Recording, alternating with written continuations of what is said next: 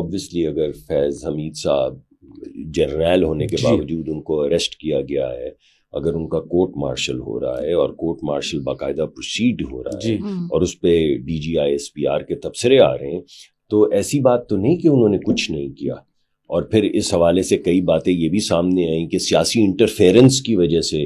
Political چیزیں ہو رہی ہیں. انوالومنٹ, وہ جو پولیٹیکل انوالومنٹ ہے یا پولیٹیکل انٹرفیئرنس ہے وہ کیا ہے, اور وہ اتنی سنگین تو ہے کہ جس کے نتیجے کے اندر court martial, field court martial کیا جا رہا ہے. ایسا تو نہیں کہ کسی نے سلیپ آن دا رسٹ, بہت سے ہوتے ہیں لوگ جن سے کچھ 19-20 ہو جاتی تو سلیپ آن دا رسٹ فوج کرتی ہے اور چھوڑ دیتی ہے, یا سروسز وہ کلب کے ممبرشپ کینسل ہو جاتی ہے, یا کوئی زیادہ بڑا جرم ہو تو کوئی وہ